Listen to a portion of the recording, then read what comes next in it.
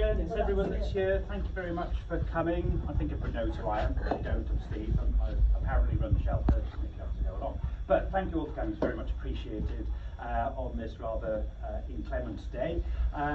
Today we are going to be laying the first stone on the foundations of our Wildlife Hospital, which is a momentous occasion for us at the Animal Shelter. We have been on this site since 1929, so we've got a lot of history here. And the buildings that we've removed, there's a lot of history there also. But this new wildlife facility will give us what we need to go into the future for the next several decades, hopefully longer, for the many wild animals that we help. In fact, if you didn't know, it's on average over 3,000 wild animals that come through our doors every year, over 2,000 birds and around 1,000 other things. I say other things because that can vary from a sea turtle to well, seals is the one we're probably most well known for. Hedgehogs is a number that fluctuates greatly. It's been one of the lowest years for hedgehogs, for those that don't know. We've only got about 30 in at the moment, whereas we would normally have over 100. So we're hoping that they're all healthy and they're running around the island quite happy and not needing our help. But during COVID, I think everybody went out looking for them because we had 730 that year, and we normally had about 150 in our care.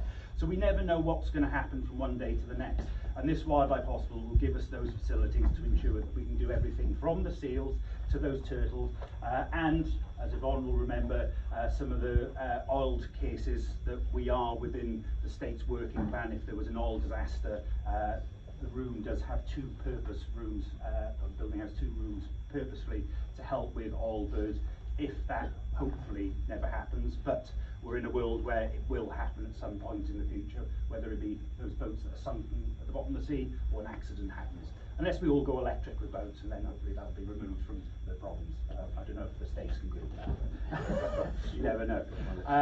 To get to where we are now, we've obviously had a team of people working behind the scenes and in front of the scenes, and we're very grateful to DLM Architects that have helped us get to where we are to design what we've got, and obviously all of those partners in the build project to get to that. To get to that, we couldn't have done it without the funding, and many of you here today, whether it be large or small, every penny has made a huge contribution to get to where we are, which is about 1.5 million, and just under halfway towards the whole of the 3 buildings that we want to achieve.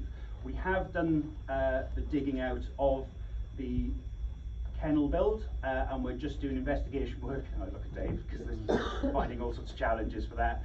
For the ferret build, not that most people don't know what ferret builds are, but it'll be very much like our cattery, because we do have ferrets, and it will also be adaptable for multi-purpose. If we hopefully rehome all the ferrets in Guernsey and they never need our help again, we can use it for other facilities.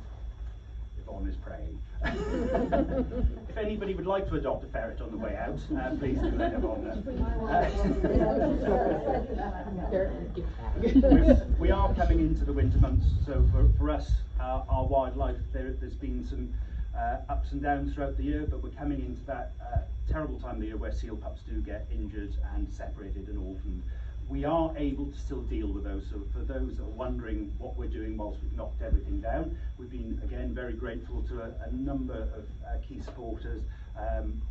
They don't want publicity, but Stan Brewer, Rodney, he actually helped us with all of the temporary facilities, all the sheds that we've got, which are holding currently the hedgehogs, and there's another wildlife room.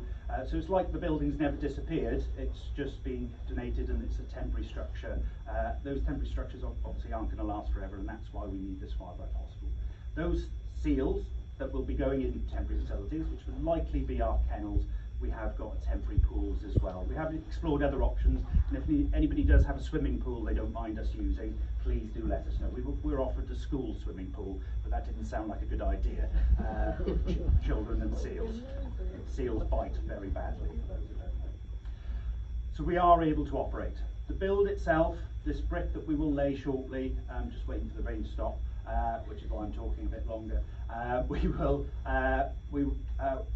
will be carrying on with the seal work within the pools we've got, and they will be released. We are able to help our local seals. Sadly, we aren't able to help the Jersey seals currently, but we have had some very exciting meetings with those folks in Jersey, and they're hopefully going to help fund some of the areas in the new wildlife building. So that's breaking news, a lot of people don't know that.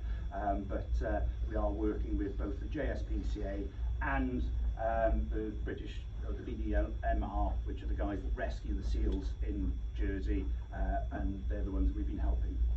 For those who don't know, it's 44 seals, I think, that we've actually rescued, released locally in the last 14 years. And these facilities will help us to ensure that we can do that for many more decades to come.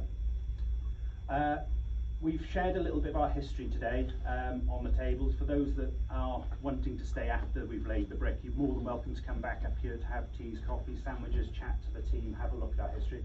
For those that want to have a look around and have a guided tour, we will be doing that about 5-10 minutes after we've laid the first brick of the building, and you can again have a look and chat to us. I know some of you have to shoot off, but there's a lot of people with very busy lives. Thank you for coming. And most importantly, before we go down, if I can ask you guys to make sure you get yourself a hard hat and a high vis.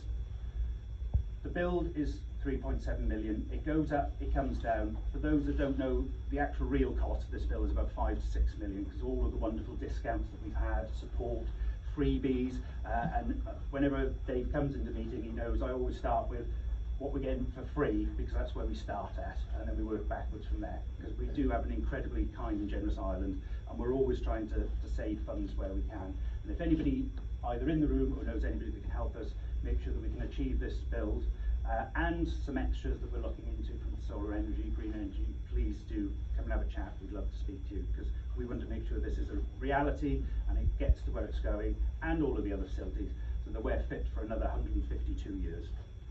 Thank you all for coming. Please grab yourself a hard hat and high vis, and if you'd like to come down, we'll go see where we are with this wonderful structure.